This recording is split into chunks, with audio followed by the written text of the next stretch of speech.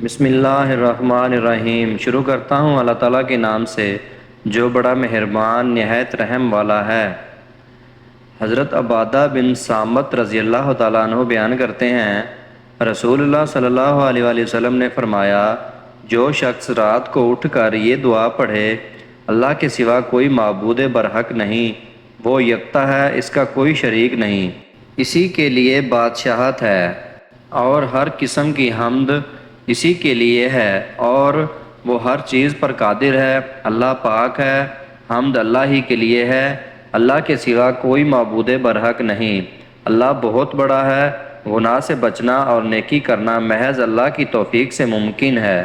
پھر وہ یہ کہے، والحمد للہ ولا الہ الا اللہ واللہ اکبر ولا حول ولا قوۃ الا باللہ، ثم قال رب اغفر لی، میرے رب مجھے بخش دے، یا فرمایا پھر اس نے دعا کی تو اس کی دعا قبول کی جاتی ہے۔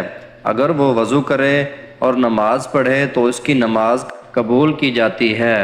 رواہ البخاری مشکاۃ المصابیح حدیث نمبر 1213۔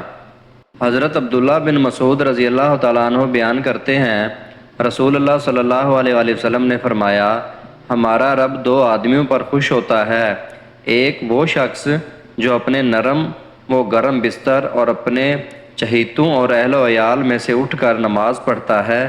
اللہ فرشتوں سے فرماتا ہے، میرے اس بندے کو دیکھو کہ وہ میرے ہاں جو اجر و ثواب ہے اس کی رغبت اور میرے عذاب کے خوف کی وجہ سے اپنے نرم و گرم بستر اور اپنے چہیتوں اور اہل و عیال سے الگ ہو کر نماز کے لیے اٹھا ہے۔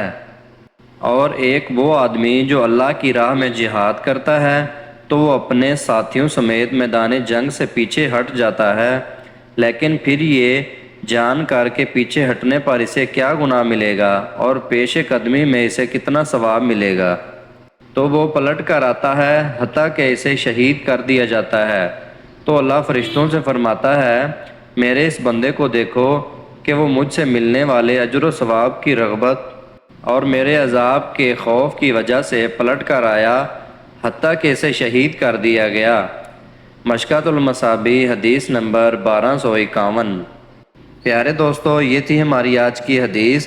اللہ تعالی ہمیں حدیث مبارکہ پر عمل کرنے کی توفیق عطا فرمائے۔ مزید اس طرح کی ویڈیوز دیکھنے کے لیے ہمارے چینل کو سبسکرائب کر لیں۔ اللہ پاک آپ کو اپنی حفظ و ایمان میں رکھے۔ شکریہ، جزاک اللہ۔